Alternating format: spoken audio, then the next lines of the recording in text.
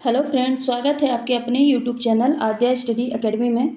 RRB group D की जो science series चल रही है उसमें हमने पिछली क्लास में बल यानी फोर्स के बारे में पढ़ा। उसके बाद गति के सारे नियम, गति के पहले नियम, दूसरा नियम और गति के तीसरे नियम के बारे में डिटेल में पढ़ा था। आज का हमारा टॉपिक है, आज हम कार्य, ऊर्जा और शक्ति यानी वर्क, एनर्जी एंड पावर के बारे में देखते हैं। तो चलिए स्टार्ट करते हैं आज का सेशन। देखते हैं वर्क यानी कार्य क्या होता है। तो जब किसी वस्तु पर बल लगाने से वस्तु में विस्थापन हो जाए यानी वस्तु अपनी जगह से विस्थापित हो जाए तो वो कार्य कहलाएगा। और कार्य होने के लिए वस्तु यानी कोई ऑब्जेक्ट है, उसका विस्थापन की दिशा और उसमें लगने वाले बल की दिशा सेम होनी चाहिए। तो क्या होगा, जब किसी वस्तु पर बल लगाने से वस्तु अपनी जगह से विस्थापित हो जाए, अपनी जगह से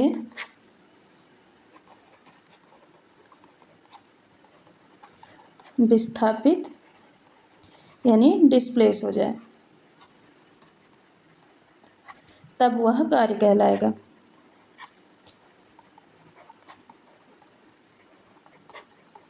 इसको नोट डाउन करते जाना है। जब किसी वस्तु पे बल लगाते हैं तो अगर वो अपनी जगह से विस्थापित हो गई, अपनी जगह से डिस्प्लेस हो गई तो वह कार्य कहलाएगा। अब इसके लिए क्या है, बल की दिशा और विस्थापन की दिशा सेम होनी चाहिए। मान लीजिए ये कोई वस्तु है, इसमें हम बल इधर लगा रहे हैं और वो इसी डायरेक्शन में आगे विस्थापित हो जाए। ये बल की दिशा है और ये विस्थापन। तो जब बल और विस्थापन की दिशा सेम होगी तभी वो कार्य कहलाएगा यानी वर्क डन कहलाएगा।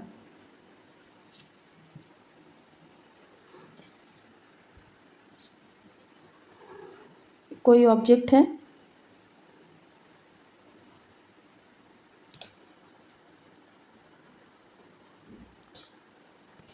इसमें ऊपर की ओर F sine theta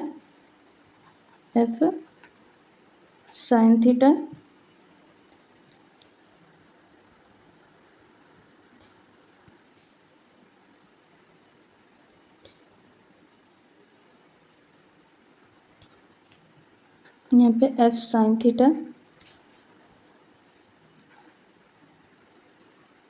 F cos theta और ये लगने वाला फोर्स है। कॉस थीटा इक्वल टू क्या होता है, यह बल व विस्थापन की दिशा का मत को समान करता है। बल व विस्थापन की दिशा को समान कर देता है।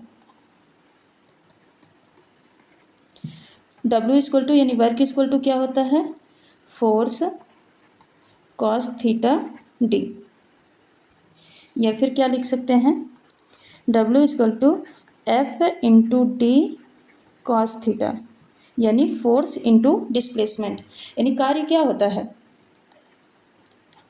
कार्य बल और विस्थापन का गुणनफल होता है।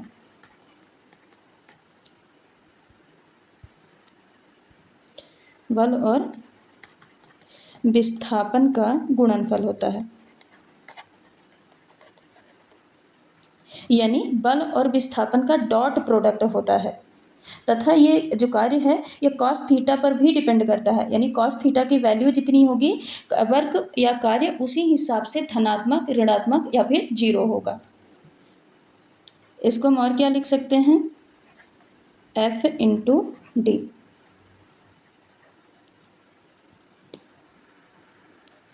कार्य का एसआई मात्रक, कार्य का एसआई मात्रक क्या होता है, न्यूटन मीटर या फिर जूल। न्यूटन मीटर होगा या फिर उसका एसआई मात्रक क्या होता है, जूल होता है। कार्य का सीजीएस मात्रक अर्ग होता है, सीजीएस मात्रक अर्ग होता है। अब एंगल बनने के आधार पर कार्य कुछ प्रकार से होता है कि मतलब कॉस थीटा पर कितने एंगल बने, उस आधार पे कार्य धनात्मक, ऋणात्मक और जीरो होता है। तो एंगल बनने प्लस बल की दिशा के आधार पे कुछ कार्य होते हैं।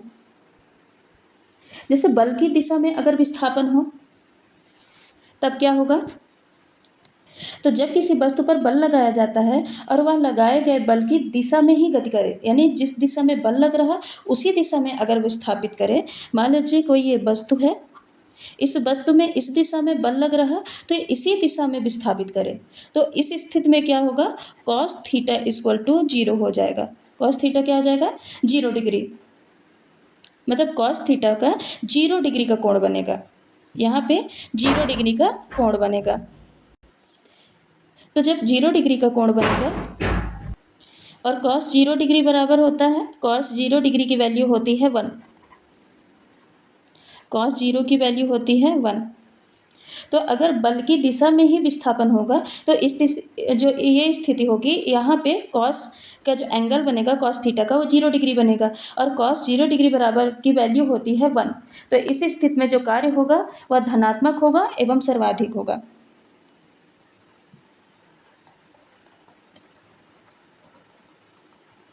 इस कंडीशन में कार्य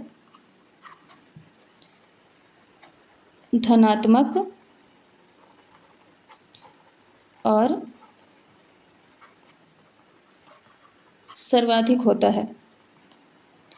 जैसे एग्जाम्पल, जब बैलगाड़ी यानी बैलगाड़ी को खींचता है तो बल और विस्थापन दोनों एक ही दिशा में लगते हैं, यानी जिस तरफ बैल खींच रहा है बैलगाड़ी को, बैलगाड़ी भी उसी तरफ जा रही है।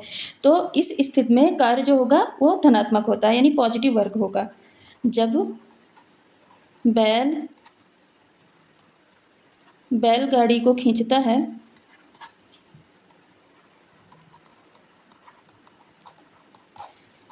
है तो इस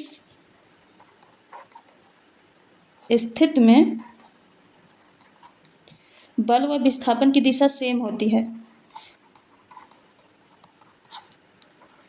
विस्थापन की दिशा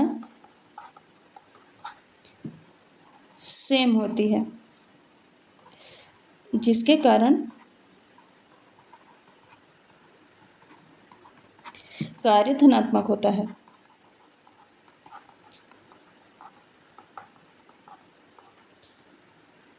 अगला एग्जाम्पल क्या होगा, जब कोई पिंड या फिर कोई वस्तु स्वतंत्र पूर्वक गिरता है, यानी कोई भी अगर वस्तु है वो ऊपर से फ्रीली गिर रही है, स्वतंत्रता पूर्वक गिर रही है, तो गुरुत्वाकर्षण बल के द्वारा जो किया गया कार्य है वो भी धनात्मक है, क्योंकि कोई वस्तु गिर रही है तो वो भी ऊपर से नीचे की ओर गिर रही है।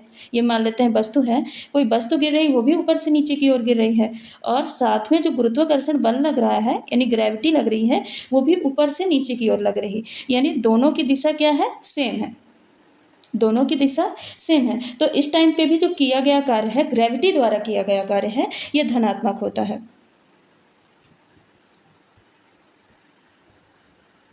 जब कोई पिंड या वस्तु स्वतंत्रता पूर्वक गिरता है तो ग्रेविटी द्वारा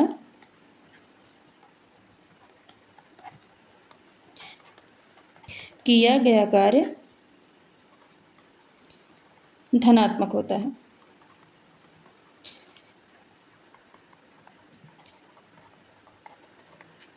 तीसरा एग्जाम्पल क्या हो जाएगा, गुरुत्वाकर्षण बल के विरुद्ध जब द्रव्यमान की मतलब किसी भी द्रव्यमान की किसी वस्तु को ऊपर उठाया जाता है, जब किसी भी वस्तु को हम ऊपर उठाएंगे, मान लीजिए ये बेस है या धरती है, तो यहाँ पे गुरुत्वाकर्षण बल लग रहा, अब यहाँ पे किसी रखी वस्तु को अगर ऊपर की तरफ उठा रहा है, मतलब गुरुत्वाकर्षण बल तो नीचे की तरफ कार्य करता है, ग्रेविटी नीचे की तरफ कार्य करती है। अब किसी वस्तु को ऊपर उठाएंगे तो मतलब ग्रेविटी के विरुद्ध बल लगा रहे हैं, ग्रेविटी के अपोजिट बल लगाया जा रहा है, तब बल और विस्थापन की दिशा सेम होगी, यानी वस्तु को हम ऊपर उठाने के लिए भी बल ऊपर की डायरेक्शन में लगा रहे हैं और वस्तु विस्थापित भी होगी तो वो किधर होगी, ऊपर के डायरेक्शन में। तो इस स्थिति में भी बल और विस्थापन की दिशा सेम होगी, तब भी किया गया कार्य धनात्मक होगा और सर्वाधिक होगा। क्या, गुरुत्वाकर्षण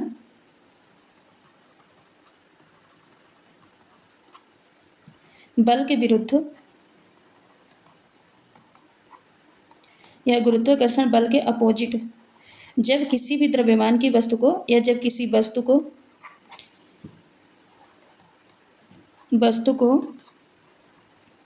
ऊपर की ओर उठाया जाता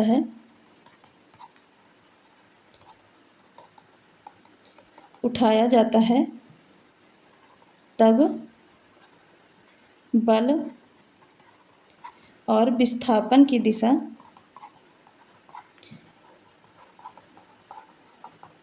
सेम होती है। और जहाँ बल और विस्थापन की दिशा सेम होगी तब किया गया कार्य पॉजिटिव होगा यानी धनात्मक होगा।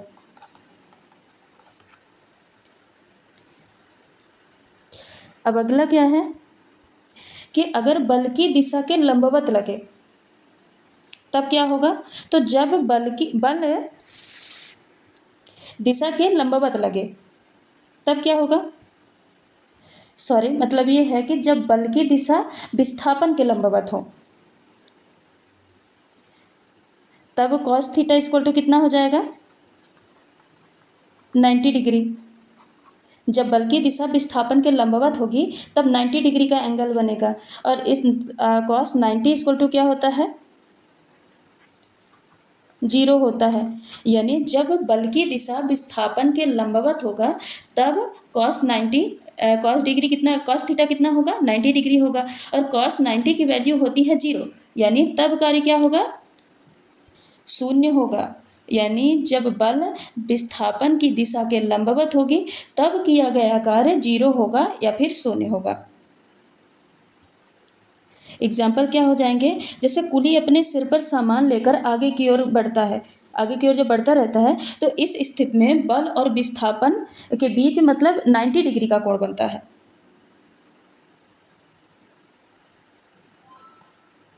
जब कुली सिर पर सामान को लेकर आगे बढ़ता है तब बल और विस्थापन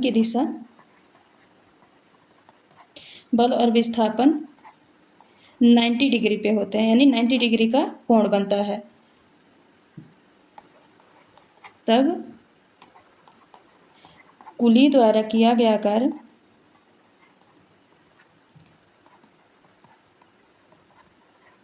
जीरो होता है। अगर कोई भी वस्तु वृत्तीय पथ पे या सर्कुलर पाथ पे गति कर रही है तब भी उसके द्वारा किया गया कार्य 0 माना जाएगा। किसी वस्तु का वृत्तीय पथ पर गति करना तब भी कार्य क्या होगा, 0 होगा। और अगर बल विस्थापन की दिशा के विपरीत हो तब क्या होगा, और अगर लगने वाला बल विस्थापन की दिशा के विपरीत हो तो इस स्थिति में cos थीटा इक्वल टू क्या हो जाएगा, 180 डिग्री, यानी 180 डिग्री का कोण बनेगा। और cos 180 डिग्री इक्वल टू होता है -1। तो इस टाइम पे इस स्थिति में किया गया कार्य ऋणात्मक होगा या फिर नेगेटिव होगा। एग्जाम्पल क्या होगा, यहाँ पे एक बार लिख देते हैं नोट करके। अगर cos 0 डिग्री है तो cos 0 डिग्री का मान 1 होता है तो कार्य धनात्मक। cos 90 डिग्री का मान 0 होता है तो कार्य 0। और cos 180 डिग्री का मान होता है -1 तो कार्य ऋणात्मक या फिर नेगेटिव होगा। इस तीनों कंडीशन को नोट कर लेना है क्योंकि कार्य जो होता है वह cos थीटा के मान पे डिपेंड करता है। इन तीनों को नोट कर लेना है। अब देखते हैं बल की दिशा के, अगर बल विस्थापन की दिशा के विपरीत लगे तो उस स्थिति में cos theta equal to 180 degree होता है। cos theta equal to 180 degree यानी 180 डिग्री का कोण बनेगा। अब 180 cos 180 बराबर होता है -1 के, तो इस स्थिति में किया गया कार्य ऋणात्मक होगा। अब इसकी एग्जाम्पल देखते हैं।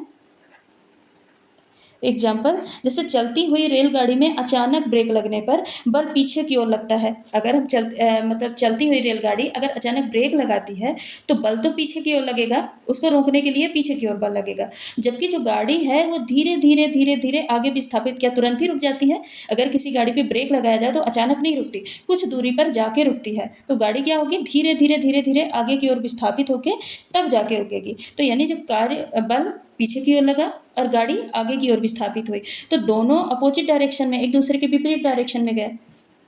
ये गाड़ी है, इसमें ब्रेक लगाए तो बल तो पीछे की ओर लगा पर कार्य आगे की ओर हुआ। विस्थापन आगे की ओर हुआ। तो मतलब गाड़ी पे बल तो लगा, ब्रेक तो लगा, पर गाड़ी अचानक न रुक के धीरे धीरे धीरे धीरे करके यहाँ तक विस्थापित हुई, फिर यहाँ पे रुकी। तो यहाँ पे बल और विस्थापन की दिशा क्या होती है, विपरीत होती है, जिसकी वजह से 180 डिग्री का एंगल बनता है या कोण बनता है। और 180 इक्वल टू होता है -1, cos 180 इक्वल टू होता है -1। इस स्थिति में किया गया कार्य ऋणात्मक होगा, क्योंकि बल इधर लगाए कि कार्य इधर होना चाहिए, पर इधर ना होकर कार्य अपोजिट डायरेक्शन में हुआ तो किया गया कार्य ऋणात्मक होगा। क्या होगा,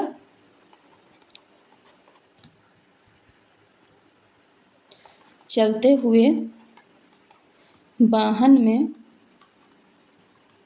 जब ब्रेक लगाया जाता है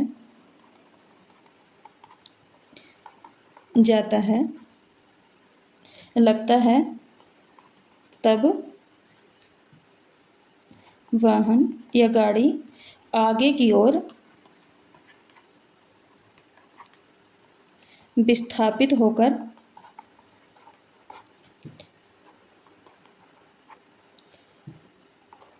धीरे धीरे रुकती है।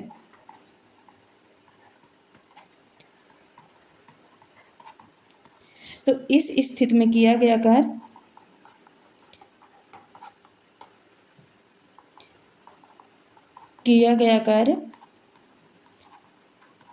ऋणात्मक होगा या फिर नेगेटिव होगा। जैसे कुछ और एग्जाम्पल देख लेते हैं कि माना कोई व्यक्ति है, वो कुएं से पानी खींच रहा है। कुआं है, कोई यहाँ पे एक व्यक्ति खड़ा है, वो कुएं से पानी खींच रहा है। कुएं से पानी खींच रहा है, तो इस कंडीशन में जो फोर्स है वो भी ऊपर की ओर लग रहा है। अभी बाल्टी को खींच रहा है तो फोर्स भी ऊपर की ओर लग रहा, यानी ऊपर के डायरेक्शन में लग रहा, और बाल्टी ऊपर की ओर आ रही है तो डिस्प्लेसमेंट भी ऊपर की ओर लग रहा। यानी फोर्स और डिस्प्लेसमेंट, बल और विस्थापन दोनों एक ही दिशा में ऊपर की ओर लग रहे हैं। तो इस स्थिति में किया गया कार्य धनात्मक होगा। पर लेकिन बाल्टी में एक नीचे की ओर ग्रेविटी भी तो लग रही, जो गुरुत्वाकर्षण बल है वो नीचे की ओर लग रहा, वो परमानेंट कार्य करता रहता है। तो इस स्थिति में जो गुरुत्वाकर्षण वाला, यानी गुरुत्वाकर्षण के कारण जो बल लग रहा है वो क्या होगा, ऋणात्मक होगा। तो समझ में आया? यानी अगर कोई व्यक्ति कुएं से बाल्टी को खींच रहा है तो बल भी ऊपर की ओर लगा रहा, बाल्टी ऊपर की ओर आ रही, तो इस टाइम पे इस स्थिति में बल और विस्थापन दोनों सेम डायरेक्शन में हुआ, यानी एक ही दिशा में हुआ। तो व्यक्ति द्वारा किया गया कार्य धनात्मक होगा, व्यक्ति द्वारा किया गया कार्य धनात्मक होगा। पर इसमें बाल्टी में ग्रेविटी भी तो नीचे की ओर फोर्स लगा रही है, तो ग्रेविटी नीचे की ओर फोर्स लगा रही है पर बाल्टी ऊपर की ओर जा रही है, यानी दोनों के डायरेक्शन एक दूसरे के विपरीत हुए, दिशा एक दूसरे की अपोजिट हुई। ग्रेविटी इधर फोर्स लगा रही और बाल्टी ऊपर की ओर जा रही, तो इस स्थिति में दोनों की दिशा विपरीत हुई। अब जब विपरीत हुई तो यहाँ पे 180 डिग्री का एंगल बनेगा, 180 डिग्री का एंगल बनेगा। तो इसकी वजह से जो किया गया कार्य है, ग्रेविटी द्वारा जो किया गया कार्य है वो क्या होगा, ऋणात्मक होगा। लिख लेते हैं, व्यक्ति द्वारा किया गया कार्य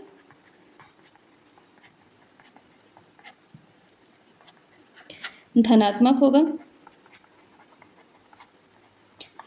होगा क्योंकि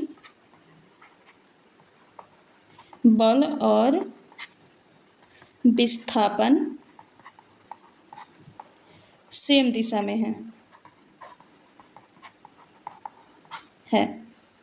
तो ये व्यक्ति द्वारा किया गया कार्य है। अब ग्रेविटी द्वारा, यहाँ पे ग्रेविटी वर्क कर रही, ग्रेविटी द्वारा किया गया कार्य ऋणात्मक होगा, क्योंकि बाल्टी ऊपर की ओर जा रही और ग्रेविटी नीचे की ओर कार्य कर रही, यानी बल ग्रेविटी नीचे की ओर कार्य कर रही, तो बल और विस्थापन, अब बाल्टी ऊपर की ओर जा रही तो विस्थापन दोनों की दिशा विपरीत है। तो इस स्थिति में किया गया कार्य ऋणात्मक होगा और यहाँ पे किया गया कार्य धनात्मक होगा। अब जीरो वर्क डन कब होता है, इसकी भी कुछ कंडीशन होती हैं। जीरो वर्क कब होगा, कोई भी कार्य जीरो कब होगा, तो इसकी 3 कंडीशन होती हैं। 3 कंडीशन में कार्य जीरो होगा। पहला है कॉस थीटा की वैल्यू 90 होनी चाहिए, कॉस थीटा की वैल्यू 90 डिग्री होनी चाहिए। दूसरा होगा अगर फोर्स ही अप्लाई ना हो,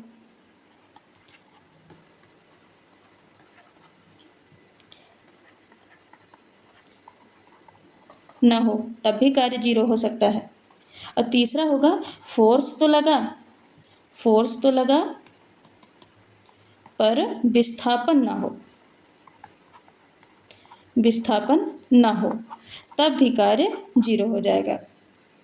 तो कार्य 3 कंडीशन में ही जीरो हो सकता है। अगर कॉस थीटा की वैल्यू 90 हो तब कार्य जीरो हो जाएगा, और अगर फोर्स ही अप्लाई ना हो, अगर हम किसी चीज़ में वस्तु को हटाने में, डिस्प्लेस करने में हमने कोई बल ही नहीं लगाया, तब भी कार्य जीरो हो जाएगा। और अगर बल तो लगाया पर बल कम था, यानी वस्तु के द्रव्यमान से बल कम था, तो जिसकी वजह से विस्थापन ही नहीं हुआ, वस्तु पे कोई डिस्प्लेसमेंट ही नहीं हुआ, तब भी कार्य जीरो होगा।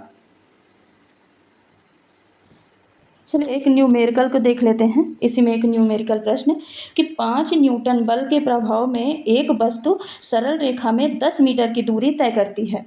यदि किया गया कार्य 25 जूल है तो बल द्वारा वस्तु की दिशा में बनाया गया कोण क्या होगा।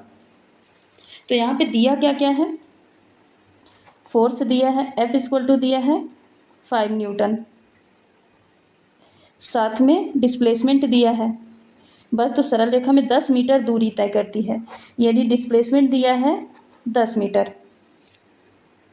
अब 25 जूल है ये कार्य हुआ है, यानी W दिया है, कार्य दिया है 25 जूल।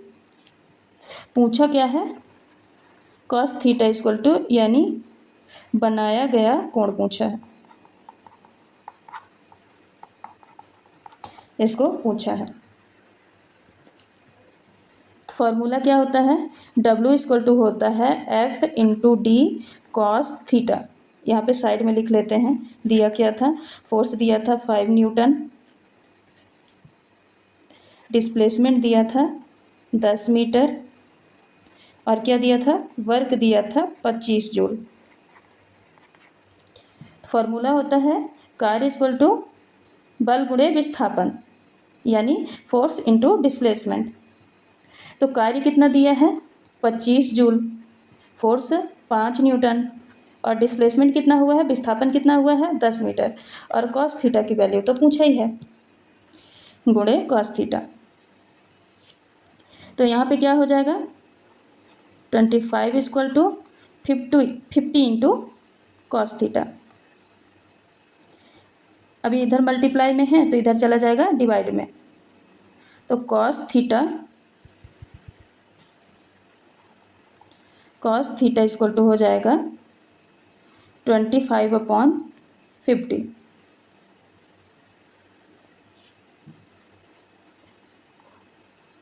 तो cos थीटा = क्या आ जाएगा 1/2, cos थीटा = 1/2। अब क्योंकि cos 60 डिग्री की वैल्यू होती है 1/2, कॉस 60 डिग्री की वैल्यू क्या होती है 1/2। तो यहाँ पे हम रख के देखते हैं कॉस थीटा इक्वल टू 1/2 की जगह पे रख दिए कॉस 60 डिग्री, कॉस 60 डिग्री। तो कॉस से कॉस कट गया, थीटा इक्वल टू आ गया 60 डिग्री। थीटा इक्वल टू क्या आ गया 60 डिग्री, यानी बनाया गया कोण क्या होगा 60 डिग्री का। तो चलिए आज के लिए बस इतना ही।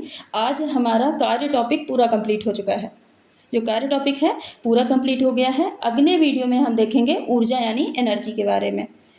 तो अगर आपको ये वीडियो पसंद आई है तो लाइक करें, शेयर करें, सब्सक्राइब करें और नई क्लास का नोटिफिकेशन पाने के लिए बेल आइकन को प्रेस करना न भूलें। धन्यवाद।